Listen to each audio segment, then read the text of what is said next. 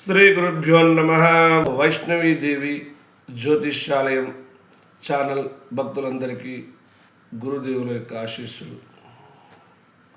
ఈ రోజున మనము అమ్మవారి యొక్క చివరి రోజు అవతారము శ్రీ రాజరాజేశ్వరి దేవి అవతారముగా భక్తులకు దర్శనమిచ్చారు అమ్మవారు.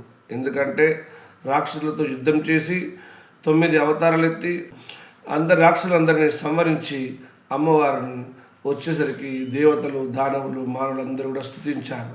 ఆ స్తుతికి అమ్మవారు ఉప్పొంగిపోయి శాంతి స్వరూపంగా మారి అమ్మవారు రాజరాజేశ్వరి అవతారముగా దర్శనమిచ్చి అందరినీ కాపాడింది అమ్మవారు. అటువంటి రాజరాజేశ్వరి అమ్మవారు భక్తులందరినీ కాపాడడం కొరకే రాజరాజేశ్వరి అవతారం ఎత్తిందని మనకు పురాణాలు చెబుతున్నాయి అమ్మవారివి. అయితే ఈ యొక్క అమ్మవారు ఎవరైతే కొలుస్తారో వారికి కొంగు బంగారమై నిలుస్తుంది అమ్మవారు. ఈ యొక్క నవరాత్రుల్లో అంతటి విశేష ఫలితాలు ఈ యొక్క దేవీ నవరాత్రుల్లో మనకు కలుగుతుంది.